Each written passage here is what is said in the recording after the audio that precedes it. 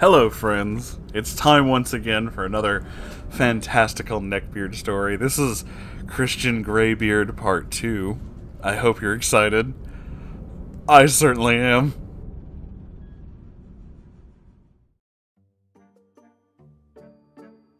I'm back with Part 2 of my saga with Christian Grey. I have a desk job and it's a slow Friday, and I want to get this all out while it's still fresh on my mind. So I left Christian, for the second time that day, at the airport. I didn't get home till about 9 that night, and unfortunately, due to that, my class assignment ended up being late. I put in as much effort as I could until midnight, but just couldn't finish it all before the deadline. That should have been a sign to me. I take a lot of pride in my assignments, and I have never once before or since turned in something late. Even when I managed to get myself a nice concussion, I was still on point for class. Anyway, I was salty with Christian for a bit. Sure, he didn't make me stay behind to miss my assignment, but he pestered me to do it, which was annoying enough. Things from then on became more rocky with us. 2 months into us dating, he kept bringing up the topic of living together. Not in the future, but like, soon. Specifically in my one-bedroom home. And I told him no. Full stop. One, I've been living on my own for about 6 months maybe at that point. I was enjoying living by myself. And having to be responsible for no one but myself and my cat, I liked it. 2, we'd only been dating for 2 months and we had met 1 time. That is not a thing. He told me he respected my wishes, but would still bring up the topic. Constantly. Another thing that put me off about Christian was, before he came to visit, he gloated about buying me material items. He quickly learned that that didn't faze me, but being newly single and living on my own, having help with groceries, rent, etc. was really appreciated. Things I needed. He turned sour at this, basically implying that as a woman I needed to enjoy shopping, makeup, getting my nails done, and whatnot. Whoa! Holy shit! Bruh, 1952 called and they want their fucking attitude back. I hate shopping. 1, because I don't like stores. Also, I'm very alternative, and most brick shops have absolutely nothing that interests me besides leggings and underwear. Lastly, I'm short as hell, but curvy. Everything is either too big or too small of me at the same time. I do enjoy makeup and nails, but I can get those things done myself. And I only go to the nail salon in the summer, for the pedicures really. None of those things are priorities when I'm living paycheck to paycheck, however. The joke is that when he got here, he only paid for the dinner, and that's it. I spent roughly $500 to $600 on him alone that week, and it wasn't like I had that kind of money to spare. He would look around my place and tell me things that needed to be fixed and that he'd get them for me, so we'd make trips to some repair shop, Lowe's, etc. We'd cart all the stuff, and then we'd get to the register and get to the total. He would just look at me all wide-eyed and expectantly. Then I'd pull out my card, and on the way to the car, he'd say, "Well, if I'd known it would have cost that much, I would have paid for it." Are you kidding me, dude?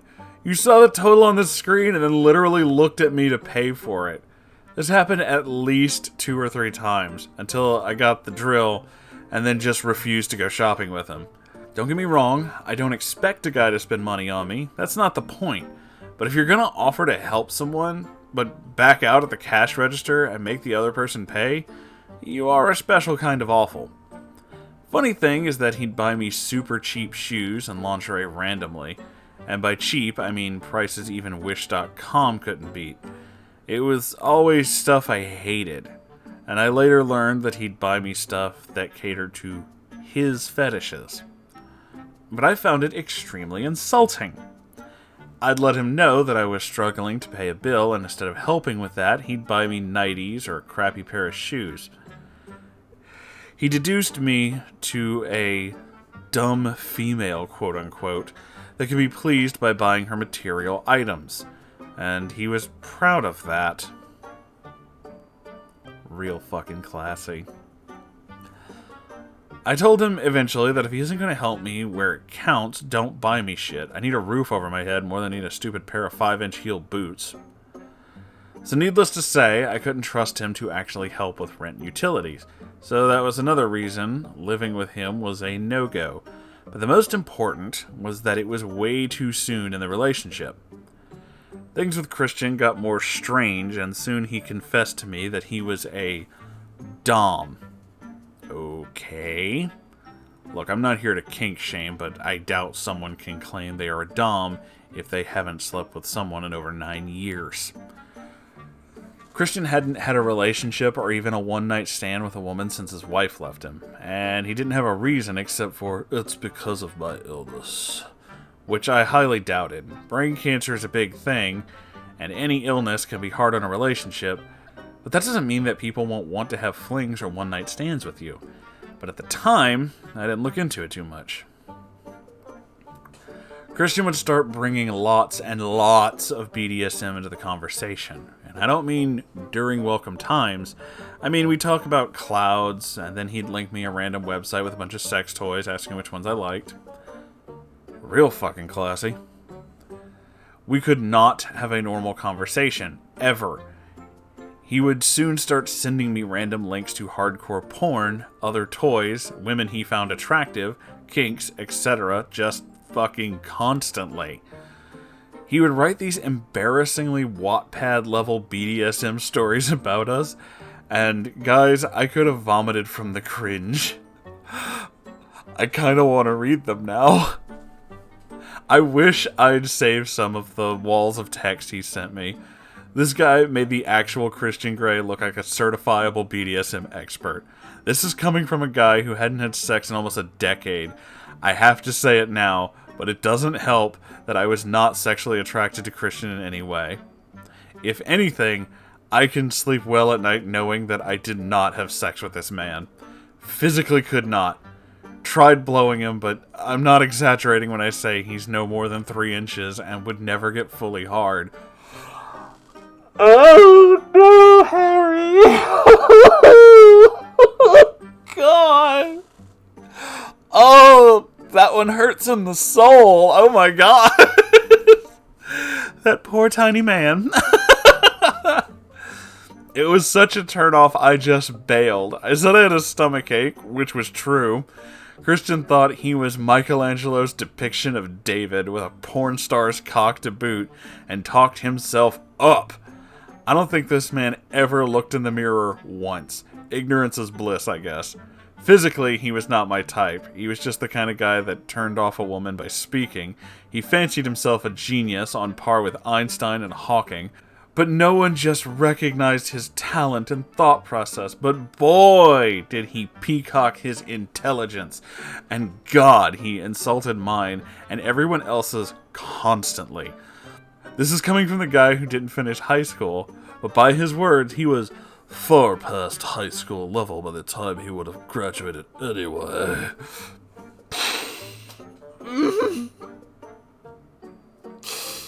Oh, how much you want to bet he actually did own a fedora, though? How much you want to bet, though? So the flaunting of booksmarks, inexperience with sex, and the wafer-thin neckbeard incel look, this man was a walking pussy deterrent. So many things he sent to me and claimed he liked made me retch, but it was also hilarious because he'd likely never done any of them. I also want to put in again, I am not shaming any of the BDSM fans here. I'm not much into it, but you do you. Christian just misunderstood all of it, and it made it honestly disgusting. His idea of it was tossing a woman around, or at least imagined he could, and making them subservient 24/7. It was sickening. This fucking boy. Oh my god. He soon started gaslighting me, and at the time I didn't know what that was. I honestly thought I was losing my fucking mind, and he would press me to get medicated. I have depression and anxiety, like a lot of people, but I've personally learned to cope, and I don't feel the need for medication. If I did, I'd certainly go for it. But I've had it under control for a while, and I'm honestly happy.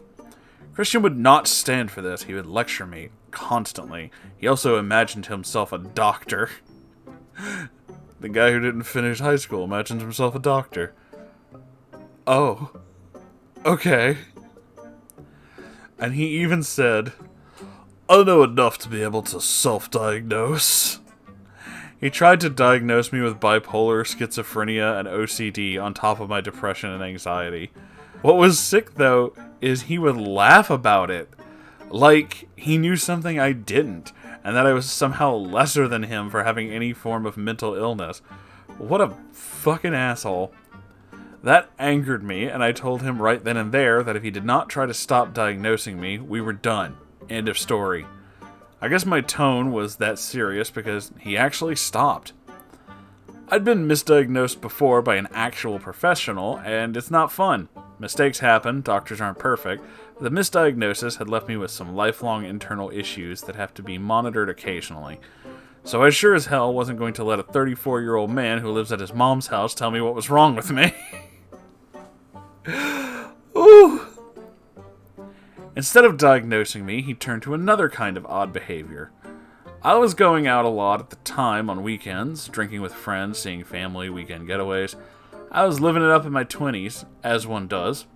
Whenever I'd go out with friends, Christian would change his tone. Not to one of cruelty, but he'd have to remind me of my depression and anxiety. And that if I drink, it'll make it worse. This fucking boy. I have never once driven a car while drunk, been kicked out of a party or a bar for drunken behavior, none of those things. Often, I am the designated driver and will not drink at all. And I never get drunk in public places like bars, clubs, etc. I get a buzz going and then I refuse to get anything over a buzz because I like to keep my wits about me. I made the mistake of telling him I have a heart murmur due to my prior misdiagnosis. And he would always hang that over my head. I ignore Christian's cries for me to stay home, so he had to one-up his game. Oh yes, he had to scare me now. This fucking douche. He started saying really off-the-wall things. One example is I was going to get my flu shot, and I let him know that. I got caught up at work that day, put it off, didn't do it until a few days later, and I told Christian again that I was going to get one. He thought I already did. I told him no, I had to put it off for work, but now I was on my way to the clinic at that moment. After my shot was done, I was met with a slew of texts asking how I could be so stupid as to put it off. What if I had gotten sick? If I had died, he couldn't be there to protect me. He went on to describe what it was like to have the flu and die from it, and pneumonia, bronchitis, etc. I've only ever been sick maybe 3 or 4 times in my life. I've only gotten the flu once. Still pretty strongly believe in the vaccines, though. I don't know what it is about me, but you can put me in a room full of people as sick as hell. I usually don't catch it. Never broken or even fractured a bone, no matter how hard I've fallen as a kid. And I fell off stairs and trees constantly. I was an idiot. Maybe I'm the living real-life Unbreakable, who knows? M. Night Shyamalan, give me money if this is true. I like your writing. Christian kept on with trying to make my life a living fear factor. I used to live in a spot right next to the ocean, and you could see the water from my windows. Seriously, it was unbelievable, and what I was paying for was almost too good to be true. But it was just a little old lady who needed to rent out her home for a bit of extra income. She wasn't looking to price gouge. I miss her, and that place a lot. We talked a lot. She baked me so many cookies and brought pounds upon pounds of food for my cat. Always. That sounds amazing. Even though I live close to the water, it was a rural neighborhood. We lived next to a bird sanctuary and had neighbors with chickens and outdoor animals, so in turn, we got coyotes and other predators. Plenty of our neighbors owned guns for that exact reason. So occasionally you'd hear a gun go off in the distance, especially in the summer and fall when the dogs would come hunting for pets and small animals. Christian heard one on a Skype call we were having and asked what it was. I told him casually it was probably one of my neighbors shooting at a coyote or something. And he just goes off again. He asked me, was I afraid? And I told him, no. 1, not my property, and it was behind us. And 2, it's not a break-in. It's my neighbor, most likely. He started rambling, so I tuned him out, but one sentence stuck out. He said, "There's not much stopping one of those bullets from ending up in your skull." And I actually laughed. I just started wailing in laughter. I told him the odds of that are very unlikely, and if for some reason it did, how would it matter to me? I'd be dead, or at least brain dead. And he was not pleased with my logic. It took me a while, but soon I put together that even with my lack of confidence at the time, I was very independent and strong-willed. I had friends and family who cared for me, but as an adult, I can only 100% rely on myself, so I need to take care of myself. Christian did not take kindly to a woman being so self-assured, and he tried to wear me down. Scaring me wasn't an option, so he started going back to my looks. My clothes were too dark and depressing, as he put it. I didn't wear heels enough. Seriously, this guy had a massive fetish for heels, and I soon learned more about it. He berated me for dressing like a punk. And what exactly is the problem with that? And that men prefer women who wore tea dresses and heels. Bullshit. He didn't like that I had career plans and that I am ambitious when it comes to bettering myself. It was always a threat to him, so he started talking down my dreams. Wow, what a fucking asshole. I'd never make it as an illustrator. I'd only be able to work certain jobs due to my limited knowledge. But he assured me he'd be able to excel, so he'd take care of me. Of course. I didn't need to fret. Kind of want to slap this guy. Kind of really want to slap this guy. Even after all this, against my better judgment, I let Christian come over again to stay after the holidays. I had a week off. He wanted to stay for a week and a half. Okay, not too bad. Maybe us talking in person will clear the air. I was also thinking to myself that if this second trip goes poorly, this is it. I am done. There is something wrong with this man greatly, and I want out. So my next story will be about the second coming of Christian Grey, as well as the breakup.